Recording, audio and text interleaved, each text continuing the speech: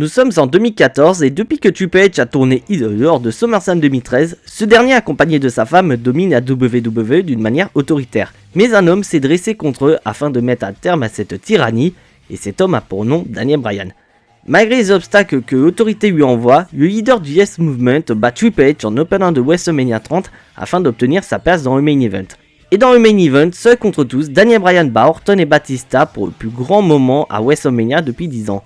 Mais malheureusement pour Daniel Bryan, les ennuis continuent. Car ce dernier se blesse à cause des attaques répétées de Kane et Stephanie McMahon lui ordonne de rendre les titres car il est dans l'incapacité de les défendre. Allant même jusqu'à menacer de renvoyer Brie Bella à la femme de Bryan s'il refuse de rendre les ceintures.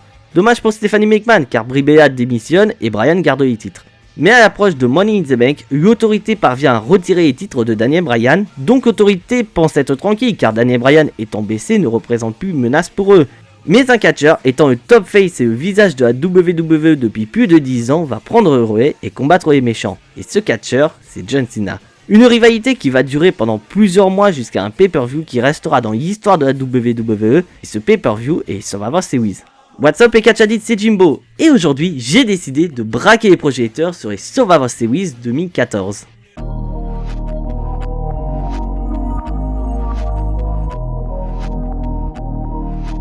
Je ne vais pas revenir sur la naissance de cette rivalité entre John Cena et l'autorité, j'en ai fait une vidéo dont le lien sera en description. Mais pour faire court, suite à sa victoire à Money in the Bank, l'autorité va tout tenter pour récupérer le titre des mains de Cena, allant même jusqu'à pactiser avec le diable Paul Heyman et sa bête personnelle Brock Lesnar. Et lors de SummerSlam 2014, on a assisté à la naissance de Suplex City. Mais on connaît tous John Cena, il ne va pas abandonner aussi facilement suite à cette défaite écrasante. Car il va réussir à obtenir un match revanche contre Brock Lesnar à Night of Champions, match que Cena va gagner par disqualification à cause de Mr. Money in the Bank Seth Rollins. Ce qui fait que John Cena malheureusement ne remportera pas la ceinture. Et pour couronner le tout, il ne parvient pas à mettre la main sur Seth Rollins puisqu'il perdra un match à Raw face à Dean Ambrose. Mais John Cena va avoir un lot de consolation. Et un sacré lot de consolation je dirais même. Car John Cena va battre Randy Orton dans un Hell in a Cell match afin de devenir le nouveau challenger numéro 1 au titre de Brock Lesnar. Et c'est là que les choses sérieuses vont commencer. Car le lendemain à Raw, Stephanie McMahon va proposer à Cena de rejoindre l'autorité. Car malheureusement pour l'autorité, Brock Lesnar ne va pas y rejoindre et il va plus ou moins prendre le titre de la WWE en otage. Donc pour récupérer le titre, l'autorité va tout tenter, même faire une nouvelle proposition à John Cena de les rejoindre. Mais voilà, on connaît tous John Cena, c'est le babyface par excellence, et donc sans surprise, il va refuser la proposition de l'autorité. Et suite à ce refus et pour punir Cena, Triple H annonce qu'au Survivor Series, John Cena fera équipe avec 4 catcheurs face à une équipe qui représentera l'autorité. Et là, c'est parti les catch addicts, on est en route pour les Survivor Series 2014. Et c'est lors du prochain épisode de Raw que Vince McMahon va annoncer une stipulation qui va faire plaisir à beaucoup de gens, mais aussi en déplaire à d'autres. Car Vince McMahon annonce que si la Team Authority perd face à la Team Cena, l'autorité n'aura plus aucun pouvoir. Une annonce qui ne va pas plaire à Triple H et Stephanie McMahon, donc pas le choix pour l'autorité. Recruter les meilleurs catcheurs afin de créer la plus grande équipe de l'histoire des Survivor Series, mais aussi mettre des bâtons dans les roues de John Cena en menaçant tous ceux qui souhaiteront rejoindre. Du côté de l'autorité, le capitaine est ni plus ni moins que Mr. Money in the Bank Seth Rollins, il sera accompagné de Corporate Kane qui est le bras armé de l'autorité, et le troisième membre est la vipère Randy Orton. Et depuis un moment, ce dernier ne supporte plus Seth Rollins et se fera trahir et sera donc écarté pendant un moment. L'autorité va continuer son recrutement en choisissant le The World's Strongest Man Mark Henry qui vient juste de tourner heel sur son partenaire le Big Show. Et pour s'assurer la victoire, l'autorité va recruter le champion des États-Unis Rusev qui était alors invaincu à la WWE. Et donc recruter un catcheur qui n'a jamais perdu par tombée ou par soumission est un énorme avantage, surtout quand le principe même du match est d'éliminer son adversaire par tombée ou par soumission. Et pour le cinquième membre de l'autorité, Catch Addict, on verra ça un peu plus tard. Et du côté de Cena, la première personne à le rejoindre n'est d'autre que le champion intercontinental Dolph Ziggler.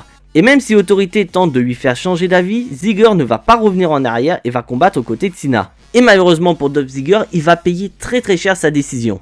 Et pour continuer le recrutement, l'authentique américain Jack Swagger va rejoindre la Team Cena, mais il se fera détruire par l'autorité et ne pourra pas participer au match. Et suite à la trahison de son partenaire, le Big Show va rejoindre également la Team de Cena, accompagné par Sheamus qui a perdu son titre des États-Unis face à Rusev. Et pour sommer la confusion dans l'équipe de Cena, l'autorité organisera un match entre Sheamus et le Big Show, Et pour couronner la soirée, Sheamus se fera passer un tabac et sera blessé. Et donc malheureusement pour Cena, son équipe ne comporte que 3 membres. Et surtout qu'il va y avoir un catcheur qui va faire son grand retour et attirer l'attention des deux équipes.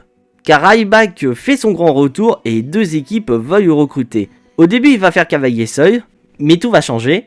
Car entre deux, Luke Harper s'est présenté à l'autorité en tant que joueur d'équipe et ce dernier deviendra donc 5e membre et pour punir Dolph Ziggler, un match sera organisé entre les deux pour le titre intercontinental. Match que Luke Harper remportera et gagnera ainsi son premier titre de champion à la WWE. Et maintenant, let's go pour la dernière semaine avant les Survivor Series. Et c'est durant l'épisode de Raw que Eric Rowan va rejoindre la team Cena pour pouvoir se venger de son ancien frère.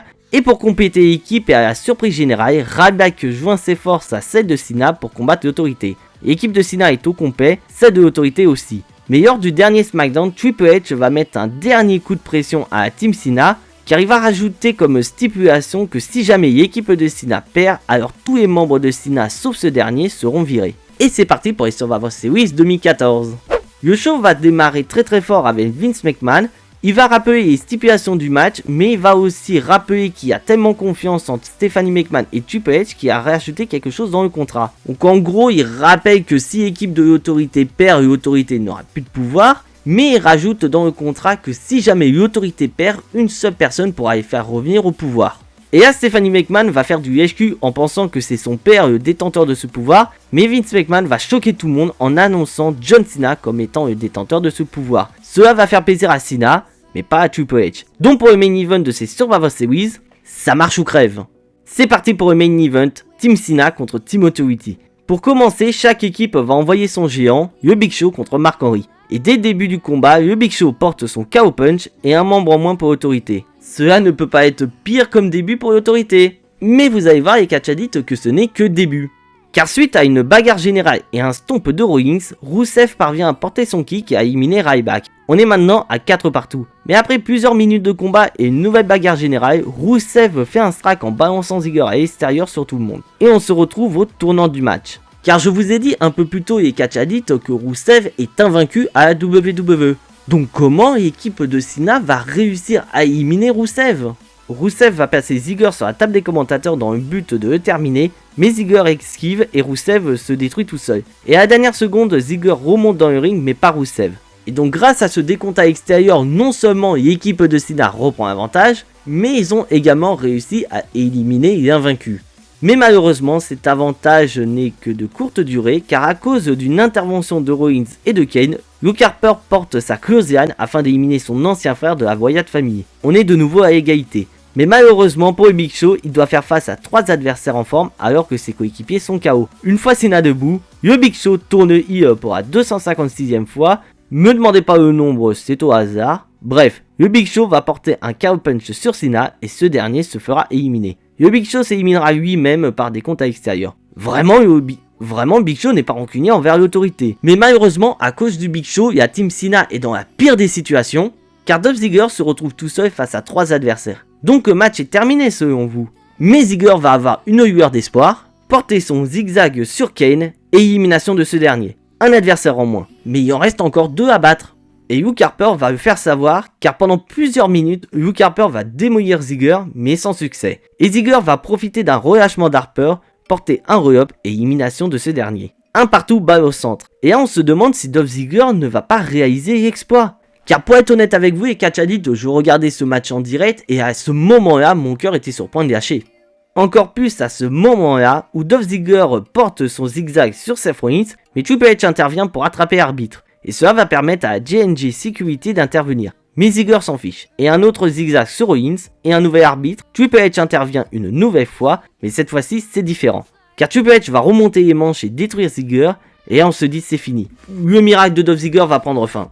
Et là, les lumières s'éteignent, mon cœur s'arrête de battre avec les débuts de Sting à la WWE. Et pour ceux qui ne connaissent pas Sting, c'est un des rares catcheurs à avoir réussi à construire sa légende sans être passé par la WWE. J'étais avec des amis ce jour-là et franchement mon cœur s'est arrêté de battre, mais je me souviendrai toujours de cette réaction dingue qu'a eu Christophe Ajus quand il a vu Sting débarquer au Survivor Series. Mesdames et messieurs, lundi 24 novembre, 4h58 heure française, The Stinger, Sting est à la WWE, Sting est de retour dans le grand bain.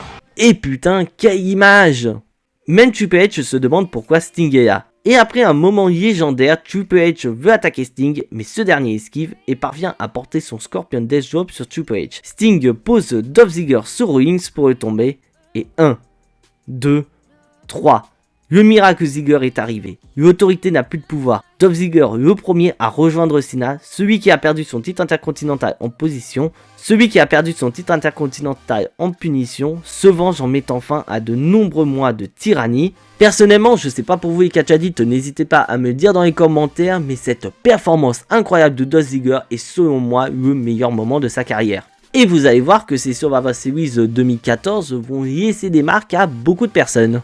Car suite à la victoire de la Team Cena, l'autorité n'a plus de pouvoir et ne peut donc plus rien dire par rapport à la gestion des catcheurs. Mais cela ne va pas du tout plaire à Seth Rollins, et pendant plusieurs semaines, ce dernier va tenter de ramener l'autorité au pouvoir, allant même jusqu'à menacer de briser la nuque de Edge si Cena ne ramène pas l'autorité au pouvoir. Donc sous la contrainte, Cena ramène l'autorité, mission accomplie pour Rollins.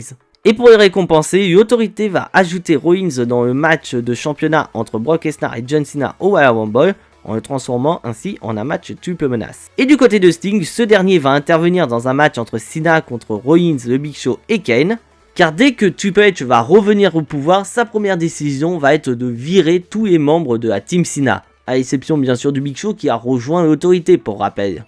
Et Cena va donc remettre sa place de challenger numéro 1 en jeu afin de permettre à Ryback, Ziggler et Rowan de récupérer leur poste. Et lors de Fastlane, Sting et Triple H vont se faire face pour obtenir un match entre les deux à WrestleMania 31. Je ne vais pas parler davantage de Sting, je compte en faire une vidéo. Après, pour être honnête avec vous, le reste de la carte de ces Survivor Series est plutôt moyen et que le fil conducteur du show est cette rivalité entre Cena et l'autorité. Bien que la WWE va essayer de refaire une rivalité entre Roman Reigns et l'autorité, cette rivalité est bien en dessous de celle qu'on a connue au Survivor Series 2014. Et franchement, les catchadites, si vous avez la possibilité de regarder ce match, n'hésitez absolument pas, il est disponible sur la chaîne YouTube de la WWE, c'est totalement dingue. Et c'est pour cela que pour moi, personnellement, ce match entre la Team Cena et la Team Autorité est tout simplement le plus grand main event de l'histoire des Survivor Series. Donc voilà, j'espère que cette vidéo vous aura plu. Si bien sûr vous appréciez ce que je fais, n'hésitez absolument pas à lâcher votre plus gros pouce bleu qui fait très plaisir à la chaîne. Et pour le recensement sur YouTube, ça fait plaisir. Si bien sûr vous n'êtes pas encore abonné à la chaîne YouTube, vous savez ce qu'il vous reste à faire, les catchadites, c'est de cliquer sur le bouton abonner, c'est entièrement gratuit et ça soutiendra la chaîne. Et bien évidemment, je vous invite à cliquer sur la petite cloche pour être notifié de la sortie des prochaines vidéos sur la chaîne, car c'est vraiment ce type de vidéo que j'adore et que je compte faire régulièrement sur la chaîne. Donc n'hésitez pas à me dire dans les commentaires ce que vous pensez de cette vidéo, ça m'aide énormément. Et bien évidemment, je vous invite à partager cette vidéo auprès de votre entourage, vos amis, ça fait plaisir. Je ne peux que vous remercier car c'est vraiment vous qui faites en sorte que la chaîne continue d'évoluer. Et c'est surtout vous qui me poussez à faire des vidéos de meilleure qualité. Vraiment, je ne peux que vous remercier. Mais en attendant, soyez tous très fiers d'être des catchadites. C'était Jimbo et à la prochaine.